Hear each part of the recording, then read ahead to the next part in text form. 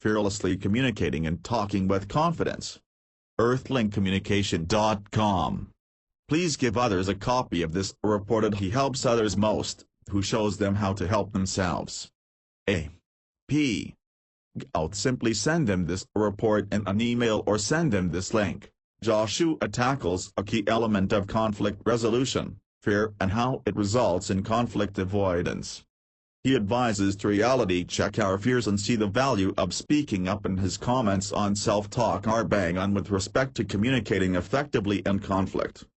Gary Harper, http://www.joyofconflict.com, professional trainer, writer, and speaker, and recent author of The Joy of Conflict Resolution.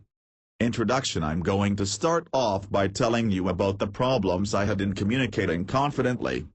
I haven't seen much variation between people who lack confidence when talking with others, so if you're short in the confidence department or just want to have more confidence in your conversations, you'll definitely be able to relate and learn from my experience. You do not need to go through life lacking confidence and feeling dominated by others and situations. From an early age, I was always the quiet boy. I'd sit in school knowing the answers to a question but would be too afraid to answer. I couldn't talk to someone new.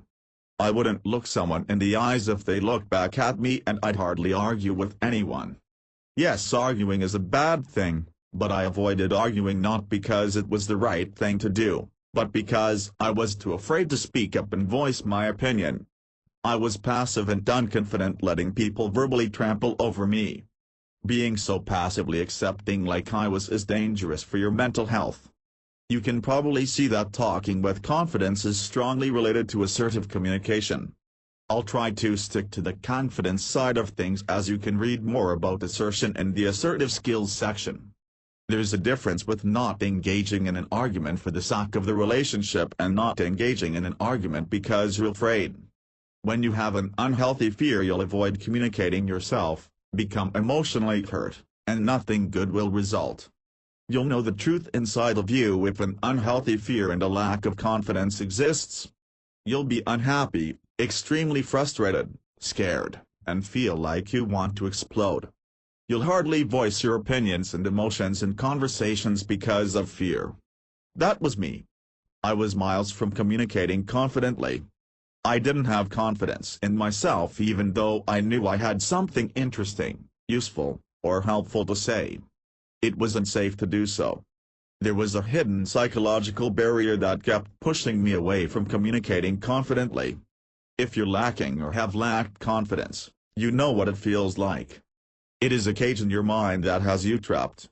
Your mind tells you you're not allowed to leave the cage because it's unsafe. Becoming confident is far more about working on your inner self than what you verbally express. Verbal and non-verbal messages that express your confidence will be created once you develop confidence with your inner self. I'll teach you later on how your inside becomes your outside. Birth of fear. The hidden psychological barrier I'm talking about is fear. The primary attribute in you that is stopping you from communicating confidently is fear. Like kryptonite to Superman is fear is to communicate confidently. Fear is the acid that eats away confidence. Fear is the 1-ton boulder that holds back a person from being confident. Fear is the Achilles of self-confidence. The primary attribute in you that is stopping you from communicating confidently is fear. You will build more confidence once you remove the kryptonite, acid, or 1-ton boulder, that is fear. To become confident you need to have little or ultimately no fear. To remove your fears, the first step is to look at your fears and understand their birth to see what created them. Let's look at what fear is first, then we can analyze their creation. Fear is defined as an unlikable emotion towards a perceived real or fake threat. Read that out loud again. It is a perceived real or fake threat. Perceptual process. Let's look at the first italicized point of fear. Perception has 3 stages. You are firstly exposed to the information. When in a conversation, exposure is being next to the person whom you can hear. Exposure is just a matter of coming within range of the stimulus. Secondly is attention. It occurs when a stimulus activates one or more of our human senses. In our conversational example, you have attention to the person when you think about what is said. If the person begins to bore you or you are afraid of what the person is thinking of you, you are not thinking about the exposure, and so the perceptual process would stop at this stage as you are not paying attention. The third stage of perception is interpretation. It is the process of adding meaning to the stimulus through your thinking or feelings. The thinking often analyzes the stimulus against past experiences. Using the conversational example, if the other person recently abused you, you will interpret what he is saying differently to someone who is a great friend to the other person. You can see how interpretation and experiences can affect your confidence in situations. You are better equipped in becoming more confident by identifying what experiences and thinking is affecting your interpretation of the situation. It is analyzing the situation as to why you are not confident. Also, if you are feeling unhappy or other negative emotions when interpreting the situation with your feelings, you are more likely to experience negative actions such as poor confidence. You'll learn more about negativity and its effect on your confidence later on. It is the interpretation stage of the perceptual process which is the major focus in overcoming fear and building confidence. Real or fake threat. The perceptual stage of interpretation leads us nicely into the second italicized point in the definition of fear, which is a real or fake threat. We fear because threats are damaging to our mental and physical well-being. Fear is a safety barrier used to protect us psychologically and physically. If it wasn't for fear, we'd all walk into a pit of snakes without a concern for safety. Fear protects us, but too often it holds us back from reality and excelling in performance with whatever we do. We are especially held back when a psychological fear is present. The interpretation stage in perception tells us that different messages and understandings can be drawn from the same situation. Say there is a car accident with many witnesses whom are asked to recall the event. Each witness will most likely have a different recollection of the event to each other because of interpretation. While some interpretations of the situation will be true, most interpretations will be fake. What this means for building your confidence is a fake understanding is holding you back. You are psychologically erecting an invisible barrier to the situation which instills poor confidence within you. The psychological barrier doesn't exist. It is completely given birth based on your wrong interpretation or perception of the situation. When you have feared something and have ignored the fear, how often have you found it to be the truth? It hardly ever is. Franklin Roosevelt in the 1933 first inaugural address said, "We have nothing to fear but fear itself." We all subconsciously make up garbage. That is the main point I want you to take out of the perceptual process. As feelings, thinking, and experiences are used in interpreting the situation, it makes perceptions a very shaky and unreliable source for reality and the truth. What you interpret from a situation is not necessarily reality and will most likely be no more than an invisible psychological barrier you are giving birth to inside of yourself and developing confidence to communicate. It's a common characteristic in those who are stubborn or righteous to lack self-confidence.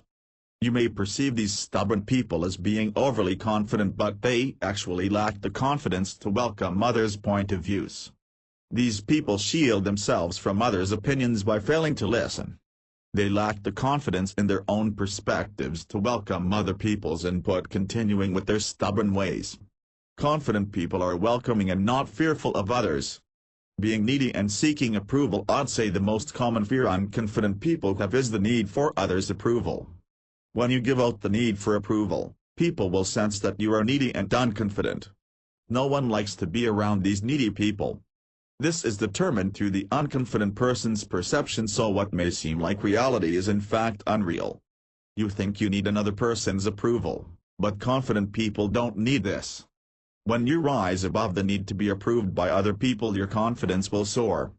Your uncertainty will stop, your worrying will stop, and your fear of acceptance will stop once you do not need others' approval. A confident woman is her own woman. If the people she is engaging with have nothing that she wants, she is then able to be herself and not worry about what others think. The same is for us guys, except we have an extra source of motivation for not caring what others think. Attraction expert David D'Angelo sees a primary mistake guys make when trying to attract women in their lives, and even once they do attract women, is the guy's clinginess and desire to have the woman's approval. David explains thoroughly how big of a turn-off this is for women. Surely this awakens a guy's desire to not want others' approval, and especially amongst women. Surprisingly, once you do not need approval from others, they will actually approve of you. It's all about your inner game creating your outer game. A person who knows they do not need others' approval will give out the message that they are confident and happy with who they are. Now that's something other people will like. Clarity forms confidence. An interesting characteristic you'll notice in people who lack confidence is when they do talk, just by listening you are able to tell they lack confidence. They'll often talk quietly and mumble. Too many times people had to ask me to repeat what little things I did say because of my soft and unclear voice. When you're asked to repeat yourself, you develop frustration, thinking, why don't they just listen? But the problem lies in you and not them. Acknowledge that you're responsible, otherwise you'll never solve your problem. Here's how I solved poor voice clarity and volume. I didn't learn this from anywhere else. This is from pure experience. Once you learn, you do talk softly or with an unclear voice, and once you desire to solve the problem, whenever you talk, do so with clarity and good volume. You may not do so successfully every time, but you must try. Nothing revolutionary there. The true tip is making 100% effort and no excuses when doing this. When you're tired or unhappy, you'll want to revert back to your old ways, but you must not if you want to improve. You must have zero tolerance for laziness and always put in your fullest effort to communicate confidently. You must have zero tolerance for laziness and always put in your fullest effort to communicate confidently. When you're relentless and make every effort to talk confidently, you're practicing good habits. When you practice good habits, the behavior is reinforced and you're more likely to repeat the good habit. This rule is true for any habit, whether good or bad. The communication learning process will rapidly increase if you make every effort to talk confidently and practice good habits. When you let others overrule you, when you forego your personal needs continuously, and when you have to repeat yourself because you mumbled, all because of low confidence levels, you subconsciously condition yourself to talk less confidently. So when you talk less confidently, others begin to overrule you more, you forego more personal needs, and you lose more confidence. It becomes tougher. It's a downhill spiral that can easily take you all the way to the bottom. Confident nonverbal communication. Once you develop verbal clarity, you can take the next step in developing fearless communication, which is looking at your body language.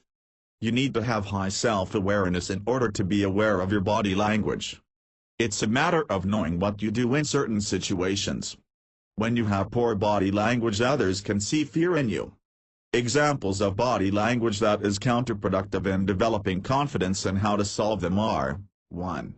Moving eye contact. People with low confidence levels rarely make eye contact, and when they do, as soon as the other person returns that eye contact, the person looks away. You do not look silly looking the other person in the eyes. In fact, you look weirder and would be annoying the other person more so when you do not make eye contact. Good eye contact will show the person you are listening and that you are interested in what they have to say. However, you can have too much of a good thing. Excessive eye contact is nonverbal aggression. Dr. Peter Anderson, author of The Complete Idiot's Guide to Body Language, says you will make the other person feel comfortable with about 60% eye contact.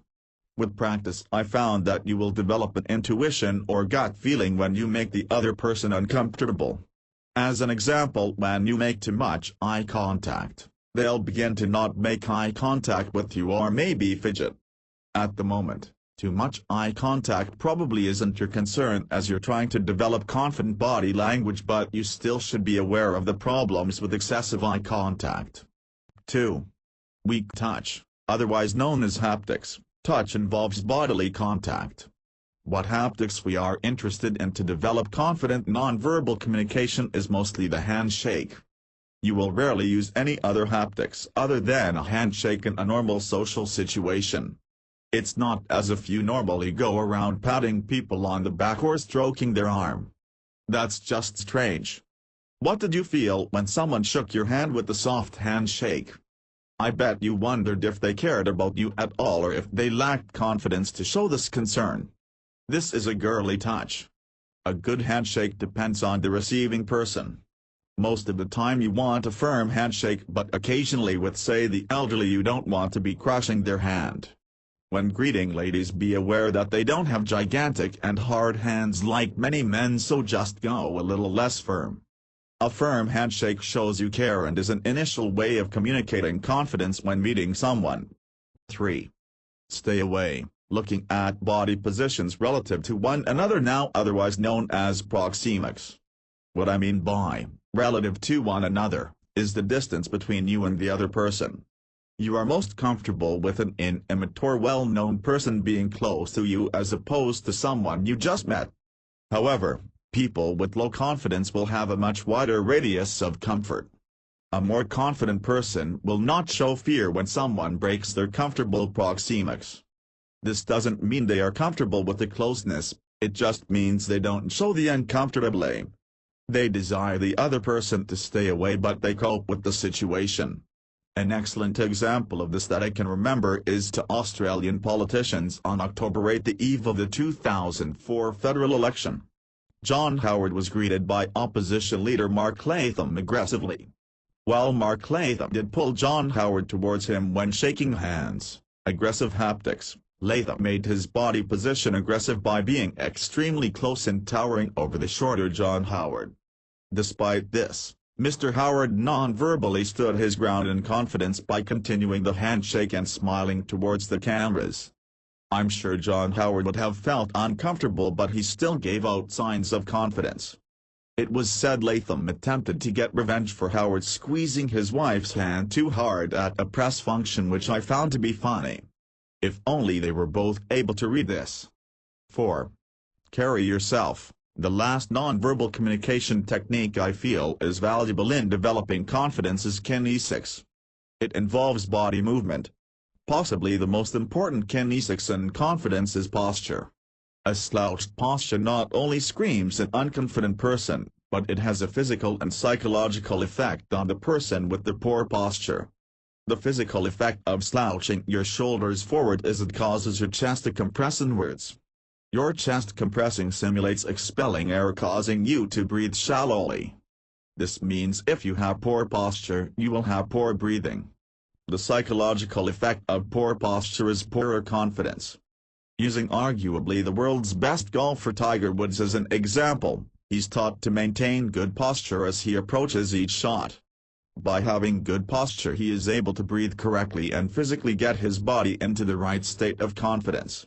From this, his mind is able to focus on the shot ahead. I know once golfers lose this state of confidence through poor posture, the effects are surprisingly strong. The golfer's chest begins to tighten and everything heightens. They then lose their state of control, calmness, and confidence, causing poor performance. The same relates to everyday life. To practice a confident posture, roll your shoulders forward, upwards, and then back down to almost complete the circle. Watch your shoulders as you rotate them, and if they are behind to what they were prior to doing the activity and you are comfortable, you've done the activity correctly. What are you saying to yourself? Otherwise known as self-talk, your thoughts play a large role in determining your confidence level. When you're afraid of stuffing something up in a conversation, for example, you have a million thoughts rushing through your mind. What if he doesn't like me? What if I don't know what to say? What if I stuff up? You're blowing your anxiety and stress levels to high levels by using this dangerous self-talk. It's damaging to your confidence and how you perform.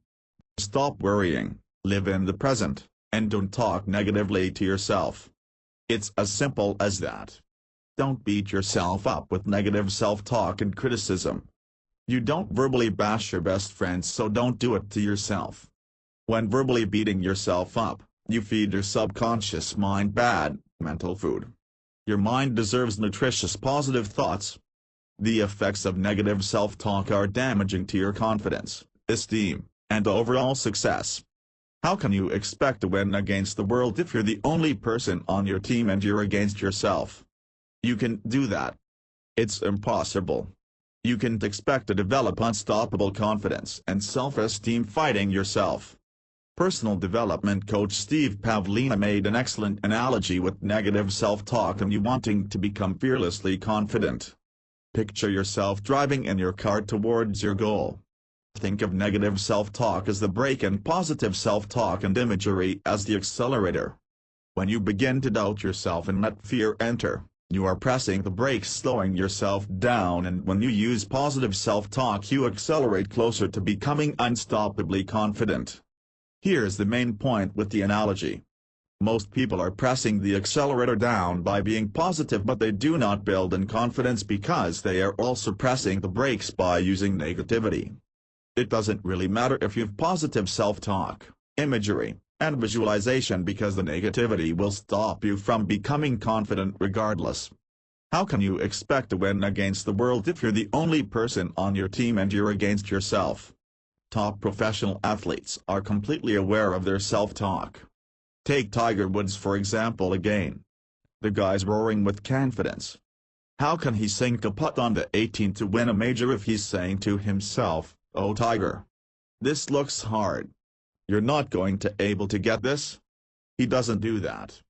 If he did, he'd then miss the putt and will verbally bash himself, further hurting his confidence to putt well. He doesn't negative self-talk, which is a contributor to his confidence and success. Talk and think positively by using affirmations that are congruent with your communication and self-goals. Continually say to yourself, "I am confident," and by simply thinking and saying this to yourself, you become a more confident person. It's a self-fulfilling prophecy. This technique is actually very helpful in becoming happier. If you want to be happier anytime, just simply tell yourself you're happy and do happy things. You become happier. You will become more confident by affirming that you are confident regardless of if you are. Your thoughts become your actions and your actions become your reality. Like I've repeatedly said, what goes on inside of you will be seen outside of you. As corny and weird as this may sound, love yourself. You don't need to be a jerk that is up himself/herself, but you do need to treat yourself like a champion. You'll create a higher self-perception and people will treat you better because of this. Treat yourself like rubbish and so will people. You need to be a cheerleader for yourself as others will most likely not be. You are the only person on your team. A lot of these things I've explained, such as healthy self-talk, will develop once you see and respect yourself like a champion. Ensuring you become confident I didn't, and you certainly won't make a giant leap to becoming unstoppably confident.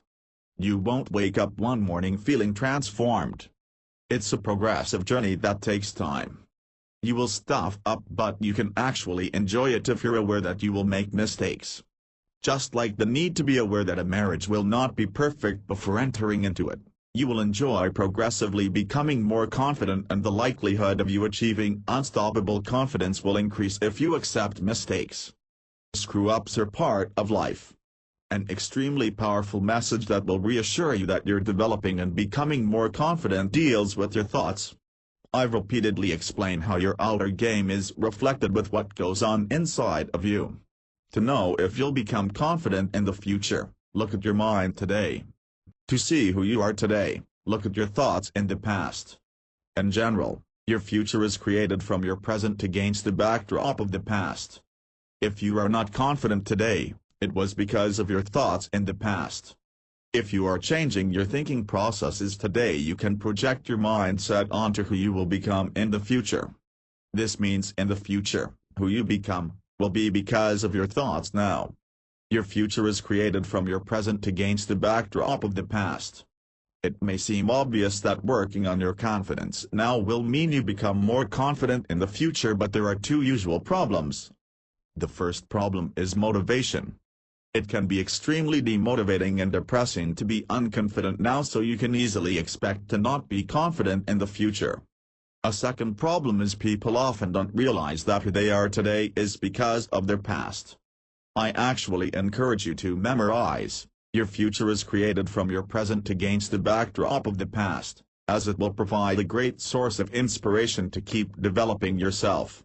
Practice, practice, and practice. The last point I want to make is encouraging you to go out and practice what you've learned today. Dale Carnegie said, "Inaction breeds doubt and fear. Action breeds confidence and courage." If you want to conquer fear, do not sit home and think about it. Go out and get busy. I cannot emphasize enough that you need to practice. If you have shyness problems, you will never overcome the problem thinking about it. The best conqueror of fear, negative emotions, and uncertainty is action. You'll remove any doubts you have and in the process develop valuable experience. You've learned all about your fears and how to communicate confidently, so do not let them re-enter with inaction. You've got the knowledge now and all you have to do is apply, learn from your mistakes, and reapply. Go out and practice what you've learned here today and you will be well on your way to becoming a more confident person. Go on. Get out and get busy. Communication must continually be learned when putting these skills to use. Do not expect perfection. Communication is a skill like any other, and so do not think the techniques do not work or that you cannot communicate well. When a professional golfer makes a swing change, he knows that the change is difficult to implement. He knows that he won't start swinging perfectly when correcting his swing. The good golfer persists following his coach's advice and works towards his goal of swinging the golf club better. Communication is a progressive effort that needs constant focus. When practicing these techniques, you need to ask yourself, what worked well? What could have been done better? What have I learned for next time? Realize communication is a skill that must be learned to have fulfilling relationships, and to successfully communicate you need to keep learning and improving these skills. A golfer doesn't practice 70 hours one week and not practice the rest of the year. Take advantage of every opportunity to practice your communication skills so that when important occasions arise, you will have the gift, the style, the sharpness, the clarity, and the emotions to affect other people. Jim Rohn.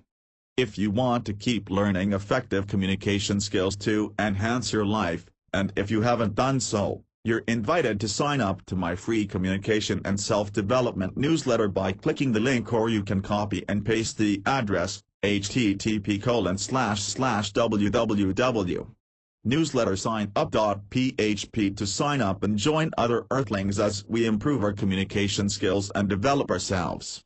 By signing up you will receive free communication and self-development courses and reports jam-packed with powerful information, must-read articles that will amp up your communication skills and self-development. I'll answer the biggest problems you and other Earthlings are experiencing or would just like to know more about, lessons on real-life examples so you can learn and grow faster. You don't have to reinvent fire.